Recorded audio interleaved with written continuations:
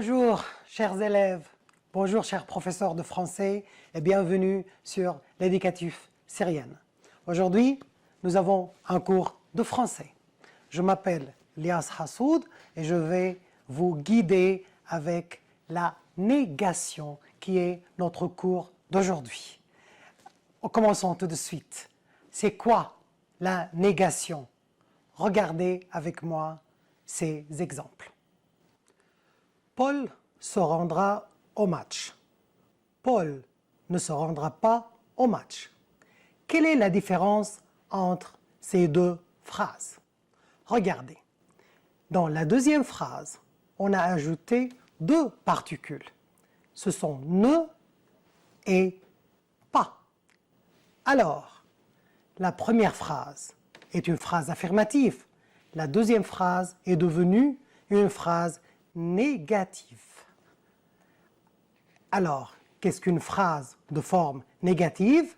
C'est une phrase où nous avons des mots de négation, ce sont le ne et le pas. Regardons d'autres exemples. Nous allons à la bibliothèque. Alors, est-ce que c'est une phrase négative? Non, ce n'est pas une phrase négative, puisque nous n'avons pas la négation, les particules de négation ne et pas. Elle devient « nous n'allons pas à la bibliothèque ». Et comme ça, c'est une phrase négative. Autre exemple. Mes amis partent pour l'Europe samedi. Regardez le verbe partir. Mes amis partent. Alors, est-ce qu'on a nié l'action dans cette phrase? Non. Comment nier l'action? Comment rendre cette phrase une phrase négative? Suivez. Mes amis ne partent pas pour l'Europe samedi. Et comme ça, c'est une phrase négative.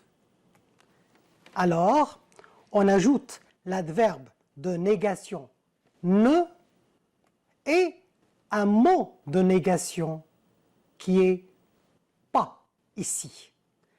Alors, nous avons vu la négation, mais avec des verbes conjugués à un temps simple, qui est le présent, soit verbe aller, soit verbe partir. Mais si nous avons un verbe de temps composé, comme par exemple le passé composé, voyons ensemble. Paul s'est rendu au match. Paul ne s'est pas rendu au match. Alors, comme vous voyez, ici nous avons le verbe se rendre, qui est un verbe conjugué au passé composé. Regardez avec moi, nous avons l'auxiliaire être. Dans la phrase négative, nous avons mis ne avant le verbe être, qui est le verbe auxiliaire, et pas après l'auxiliaire. Et pas, elle est avant le participe passé rendu. Un autre exemple. Nous sommes allés à la bibliothèque. Ici, nous avons le verbe aller, aussi conjugué au passé composé. Nous avons l'auxiliaire sommes, l'auxiliaire être. Et nous avons le participe passé aller. Pour transformer cette phrase en une phrase négative, regardez comment on a fait. La phrase est devenue « nous ne sommes pas allés à la bibliothèque ». Alors avant et après l'auxiliaire. Et la même chose avec la troisième phrase que vous voyez.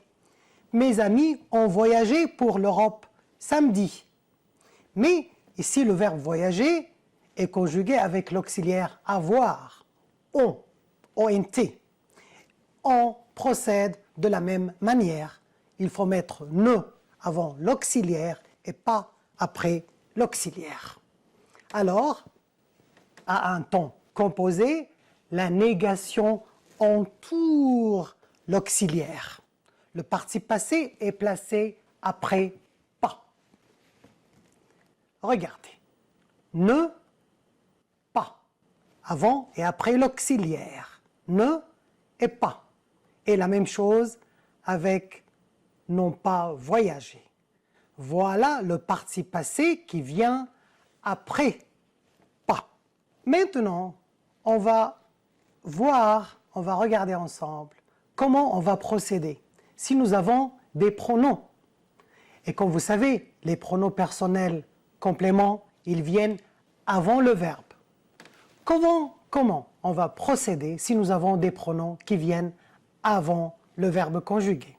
Regardez l'exemple. Elle lui a téléphoné. Comme vous voyez, nous avons le pronom lui qui remplace un complément d'objet indirect ici.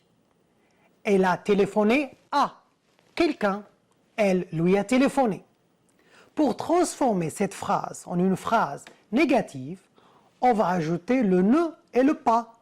Mais regardez, c'est où? On a mis le ne avant le pronom et pas après l'auxiliaire. La phrase est devenue « Elle ne lui a pas téléphoné ». Un autre exemple. Il les a rencontrés hier. Regardez, nous avons le pronom « les » placé avant le verbe. C'est un pronom complément d'objet direct. On procède de la même manière avec la négation. On ajoute « ne » avant, regardez, qui vient avant le pronom et « pas » qui vient après l'auxiliaire. Et la phrase devient « il ne les a pas rencontrés hier ». Un troisième exemple, je t'ai dit de lui téléphoner. Attention ici, le verbe téléphoner, est-ce que c'est un verbe conjugué? Non, c'est un verbe laissé à l'infinitif. Pour nier un verbe laissé à l'infinitif, on va mettre ne et pas à côté. Ils ne sont pas séparés. Regardez la phrase, comment elle devient. Je t'ai dit de ne pas lui téléphoner. Alors on a mis le ne et pas même avant le pronom. Ici, complément d'objet indirect. Alors, quand il y a des pronoms objets, soit directs, soit indirects, le ne précède tous ces pronoms. Et regardez, voilà, ne avant lui et pas après l'auxiliaire, ne avant les, pas après l'auxiliaire. Et quand nous avons un verbe laissé à l'infinitif, ne et pas ne sont pas séparés. Regardez, ne pas lui téléphoner. Et maintenant, est-ce que nous avons d'autres particules de négation? Oui, on va regarder ensemble des exemples sur le mot de négation ne et les adverbes de négation. Regardez les exemples. Je ne vais pas à l'école aujourd'hui. Elle ne veut guère lui parler. Ils ne se rencontrent plus. Ces élèves ne participent jamais aux activités. Alors, nous avons ne avant le verbe.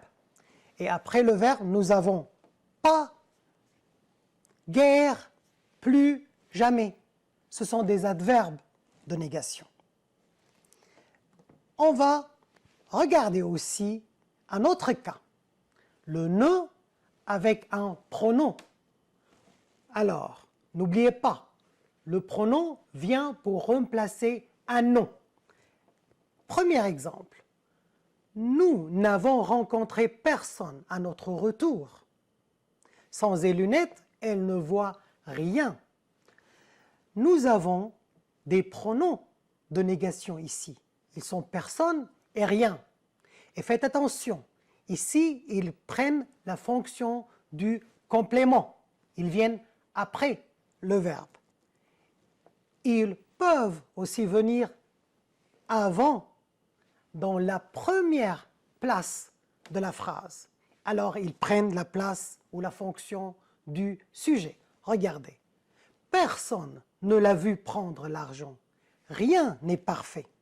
Alors, nous avons personne et rien, ici, pronom de négation et ils prennent la fonction de sujet. Autre exemple, tu penses à quelque chose. Je peux demander, tu penses à tout. Pour nier cette phrase, elle devient non, je ne pense à rien.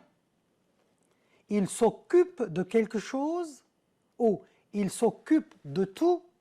Non, il ne s'occupe de rien. Quelque chose t'inquiète ou tout t'inquiète. Non, rien ne m'inquiète. Alors, on a utilisé rien pour nier quelque chose ou tout. Passons à d'autres exemples. Tu connais quelqu'un ici? Maintenant, on va utiliser quelqu'un. Ou je peux dire, tu connais tout le monde ici? Non, je ne connais personne. Il s'occupe de quelqu'un ou il s'occupe de tous? Non, il ne s'occupe de personne. Quelqu'un a téléphoné ou tous ont téléphoné? Non, personne n'a téléphoné. Alors, pour nier quelqu'un, pour nier tout le monde, pour nier tous, j'utilise le pronom de négation personne. Et maintenant, passons à un tableau récapitulatif pour résumer. Regardez, quelque chose, tout, je peux nier quelque chose et tout en utilisant rien. Quelqu'un, tous, tout le monde, j'utilise dans la négation personne. Toujours, parfois, quelquefois, j'utilise jamais. Encore, toujours, j'utilise dans la négation plus. Déjà, je la remplace par pas encore. Mais, est-ce que nous avons quelques cas particuliers? Oui. Mais, regardons ensemble, nous avons un cas particulier. Si nous avons des mots coordonnés dans la phrase, et on va nier ces mots. Comme vous savez, les mots peuvent être coordonnés en utilisant, par exemple, le « et » ou le « ou ». Regardons. Il boit du café et du thé. Alors, j'ai ici deux mots coordonnés. Du café, du thé. Et ils sont coordonnés par le « et ». Comment nier cette phrase? Regardez. Il ne boit ni café ni thé. Alors, j'ai utilisé le particule de négation « ni » avant le premier mot qui est café et avant le deuxième mot qui est thé. J'ai effacé le « et » et j'ai effacé les partitifs du. Regardez. Voilà. Mais si j'ai un article défini dans la phrase, je garde. Il faut garder les articles définis. Regardez l'exemple. Il aime le thé et le café. Pour transformer cette phrase en une phrase négative, elle devient « Il n'aime ni le thé ni le café ». Alors j'ai mis « ni » avant le premier mot, « ni » avant le deuxième mot, j'ai effacé le « et » et j'ai gardé les articles définis, le. Voilà. Passons maintenant aux activités. C'est à vous de penser avec moi pour faire ces exercices. Répondez de façon négative. Tu t'intéresses à quelque chose? Alors, j'ai ici le mot « quelque chose ». Allez, souvenez-vous, pour nier quelque chose, j'utilise « rien ». Et la phrase devient « non, je ne m'intéresse à rien ». Un autre exemple, tu travailles encore chez Simon? Tu travailles toujours chez Simon? Non, il ne travaille plus chez Simon. Vous venez toujours lui rendre visite le dimanche? J'ai ici toujours. Alors, non, nous ne venons jamais lui rendre visite le dimanche. Autre exemple. D'ici, tu as tout vu? Non, je n'ai rien vu d'ici. Quelqu'un a cassé ton vase préféré? Pour nier quelqu'un, j'utilise oui. Personne n'a cassé mon vase préféré. Tu veux encore des gâteaux? Non, je ne veux plus de gâteaux. Tu as rencontré tous pendant la réunion? Non, je n'ai rencontré personne. Vous avez déjà travaillé chez lui? Non, je n'ai pas encore travaillé chez lui. Quelqu'un a répondu, et pour nier quelqu'un, j'utilise personne. Alors, non, personne n'a répondu. Ainsi se termine notre cours d'aujourd'hui qui était la négation. Merci et à la prochaine. Au revoir.